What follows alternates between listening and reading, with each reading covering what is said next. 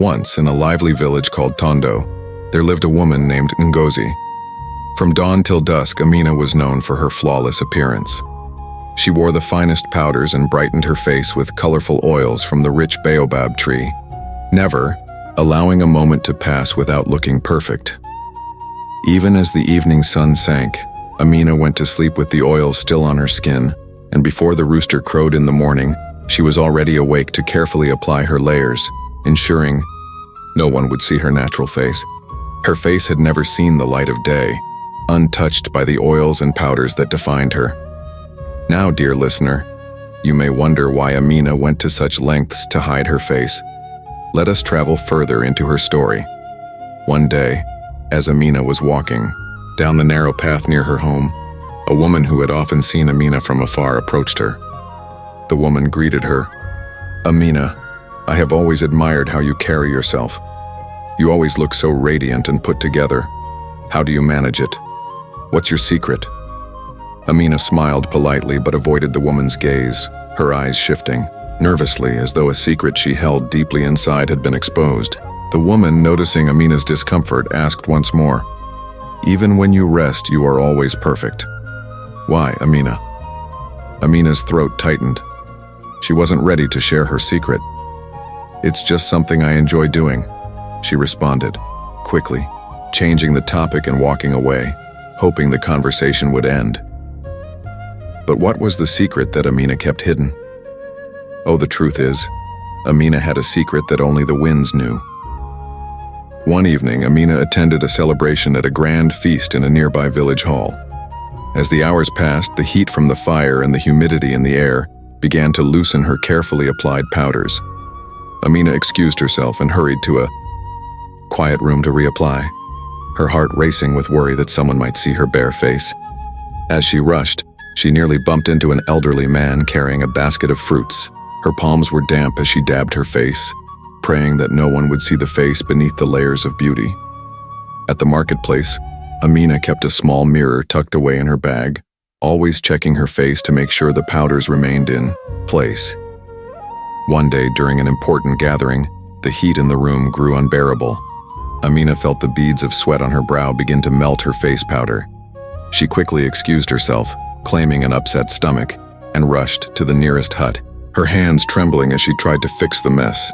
She could only pray that no one had caught a glimpse of her real face. One sunny afternoon, Amina walked into a cafe known for its sweet-tasting millet porridge. She sat by the window and ordered a meal. As she began to eat, a young man entered. His smile was bright and his eyes gleamed with curiosity.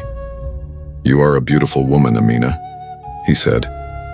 "I've seen you from a distance, and there is something unique about your beauty." Amina felt a surge of happiness. No one had ever complimented her like that before. She blushed and replied, "Thank you. It's been a long time since anyone said something like that." The man, whose name was Zuberi, joined her at the table. Their conversation flowed easily, and before long they exchanged names and numbers, becoming good friends. Zuberi admired Amina's presence, but something about her always intrigued him. No matter how close they became, he had never seen her without her carefully applied powders. One rainy day, they went to share a meal under a thatched roof. The rain poured heavily, and Amina's makeup began to fade. Zuberi noticed her discomfort. She suddenly panicked, looking out at the rain. "Oh no, the rain, my face, it will ruin everything," she cried. Zuberi, puzzled by her reaction, offered his cloak to shield her from the rain, helping her keep her face hidden. As they walked through the downpour, Amina's heart raced. "Thank goodness he's covering me. If the rain touches me, he'll see me," she thought to herself. Zuberi noticed how Amina became increasingly uncomfortable whenever her makeup smudged, and his curiosity grew stronger. He asked, "Amina, my dear, why do you fear for your face so much? Is there something you wish to share with me?" Amina's heart skipped a beat.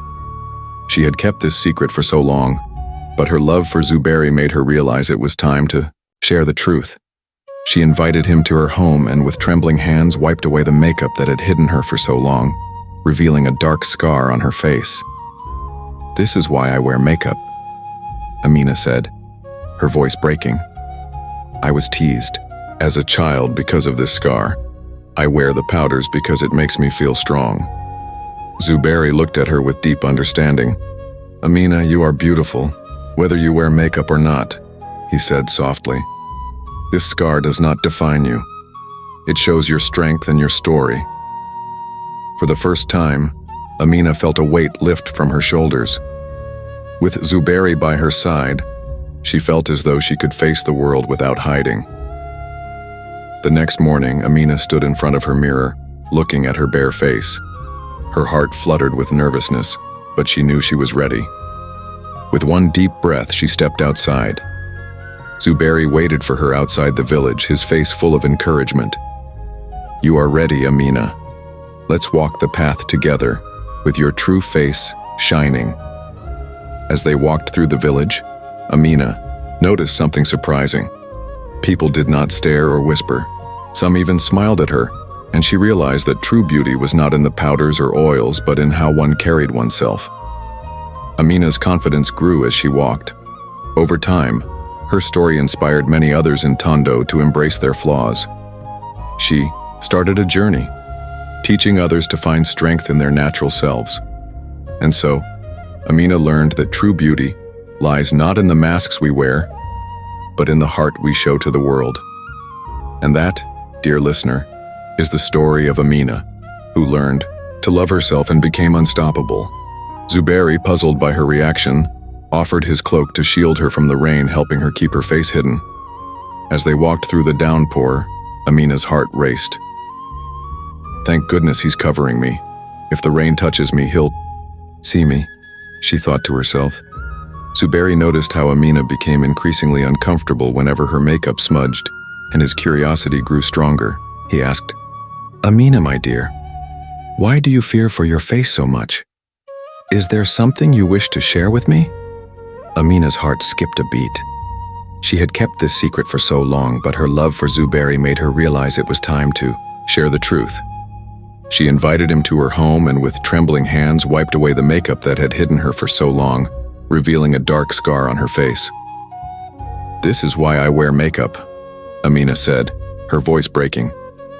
"I was teased as a child because of this scar. I wear the powders because it makes me feel strong." Zuberi looked at her with deep understanding. "Amina, you are beautiful, whether you wear makeup or not," he said softly. "This scar does not define you. It shows your strength and your story." For the first time, Amina felt a weight lift from her shoulders. With Zuberi by her side, she felt as though she could face the world without hiding.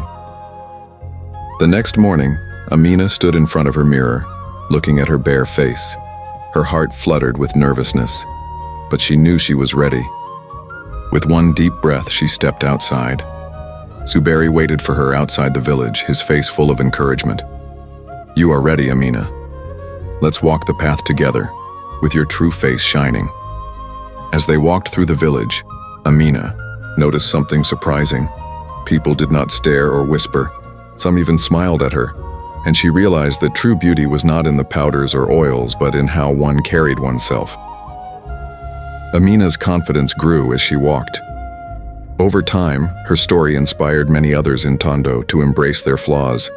She started a journey, teaching others to find strength in their natural selves. And so Amina learned that true beauty lies not in the masks we wear, but in the heart we show to the world. And that, dear listener, is the story of Amina, who learned to love herself and became unstoppable. Zuri's Last Gift, a tale of love, sacrifice, and justice. Once upon a time, in a quiet village by the river, there lived a kind and hard-working girl named Zuri. She came from a poor family, but her spirit was as bright as the morning sun. Her mother, Mama Nia, did her best to care for Zuri and her younger siblings, Temba and Kazi, after their father passed away while tapping palm wine from the trees. Zuri, being the eldest, knew that she had to help her family. She made a decision to work for a wealthy woman in the city, hoping to send money back home and provide a better life for them. One early morning, Zuri said goodbye to her mother. "Mama, I will send money home regularly. please take care of yourself. And my siblings, she promised, hugging Mama Nia tightly. Her mother, filled with both hope and worry, kissed her daughter goodbye and watched as she left the village. Zuri worked diligently for Madame Zawadi, a kind but busy woman who lived in the city. She cleaned, cooked, and took care of the children without ever complaining. Zuri told herself, I must work hard for my family. They depend on me, and I will do whatever it takes to support them. One day, Madame Zawadi asked Zuri to run an errand. Zuri, go to the market and buy some food for the house. We are running low on supplies. Hurry back, don't take too long, she said. Zuri took the money and set off, but after hours had passed and she didn't return, Madame Zawadi grew concerned. Where could she have gone? It was just a simple errand. I told her not to take too long, she muttered. Madame Zawadi searched everywhere, asking people if they had seen Zuri. When she couldn't find her, she alerted the authorities, and the police began looking for her across the city, visiting markets, streets, and hospitals, but they found no trace of Zuri. Days turned into weeks, and still there was no sign of her. Madame Zawadi began to worry about what she would tell Mama Nia. What will I say to her? How can I explain this? She wondered. With no answers, Madame Zawadi decided to travel to the village to speak to Mama Nia directly. Upon arrival, she asked, Mama Nia, I've been looking for Zuri in the city, but I cannot find her. Has she come back to the village? Mama Nia was shocked. Zuri? No, she has not returned. The last time I heard from her was a few days ago. I don't understand why she hasn't come home. Tears filled her eyes as she sat down, trembling. Where could she be? Determined to find Zuri, Madame Zawadi went back to the city. As the weeks passed, the search for Zuri continued, but there was still no sign of her. Mama Nia continued to pray, hoping that one day her daughter would come back. Little did Mama Nia know, Zuri had passed away on the very day she left Madame Zawadi's house. Zuri's family, unaware of her fate, struggled without the support she had always sent home. Mama Nia became very ill with worry, and her children missed Zuri deeply. One day, as they sat by their hut, they saw a basket of food and money at their doorstep. Mama Nia and her children were puzzled, but grateful. Who could have left this for us? They wondered. Soon after, Mama Nia and her children were on their way to the farm when out of nowhere, they saw Zuri walking toward them. Mama, look, it's Zuri, shouted Temba. Mama Nia's heart skipped a beat. She rushed forward, tears of joy streaming down her face. My daughter, where have you been? We have been looking for you everywhere. Zuri smiled softly and said, Mama, it's a long story. Let's go home and I will explain. They hurried back to the house, eager to hear Zuri's tale. Once they arrived, Mama Nia asked again, My daughter, where have you been? We've been so worried. Zuri replied, Don't worry, Mama. I'm here now. I had to find a better job, so I left Madame Zawadi's house. I didn't want you to worry. Mama Nia was puzzled. But why didn't you tell me? We've been so worried about you. Zuri shook her head. It's okay, Mama. I just wanted to surprise you with some good news. I have enough money now to take care of you all. Mama Nia was overjoyed and asked, But where did you get all this money? I've been saving, Zuri replied with a wink. I want you all to live well. Days went by and Mama Nia and her children enjoyed the food, clothes, and money that Zuri brought them. The villagers began to talk. Where is Zuri getting all this from? They wondered. She just disappeared and now she's back with so much wealth. It's strange. Mama Nia noticed that since Zuri's return, she had not eaten any food or taken a bath. Zuri, she asked one day, why haven't I seen you eat or bathe? Where have you been eating and bathing? Zuri smiled and replied, Mama, when you are out, I eat. I just prefer to stay calm sometimes. I take my baths at a certain time, just like we do in the city. Mama Nia nodded, though she still found it strange. Meanwhile, Mr. Kofi, an elder in the village who had a spiritual gift, observed the unusual events closely. One night he performed a ritual to uncover the truth. Zuri's spirit appeared before him. Zuri, Mr. Kofi said calmly, why are you doing this? Why don't you let your mother know you are gone? Zuri's spirit answered, I couldn't bear to see my family suffer. I had to come back in any way I could to help them. Mr. Kofi nodded. I understand, but you must tell them the truth. Your mother deserves to know. Zuri's spirit explained that Madame Zawadi had tricked her, sending her on an errand only to have her kidnapped. Madame Zawadi was involved in dark rituals, Zuri told him, and I was meant to be a sacrifice. Mr. Kofi was deeply saddened by Zuri's story. He promised to ensure that Madame Zawadi paid for her actions. The next day, Mr. Kofi went to Mama Nia and told her everything. At first, Mama Nia couldn't believe it. No, Zuri has been with us, she said. But as the truth sank in, she began to cry, mourning her daughter's untimely death. The news spread throughout the village, and the young men were enraged. They marched to the city, captured Madame Zawadi, and brought her to the police. Confessed to everything, how she had orchestrated Zuri's kidnapping for a ritual sacrifice. Madame Zawadi was sentenced to life in prison, though Mama Nia lost her daughter. Justice had been served. Zuri's spirit continued to watch over her family, ensuring that they were never without food or money. Her story became a reminder to the villagers. Be careful who you trust and always protect your loved ones. And that, dear listener, is the tale of Zuri, a young girl whose love for her family never wavered, even after death.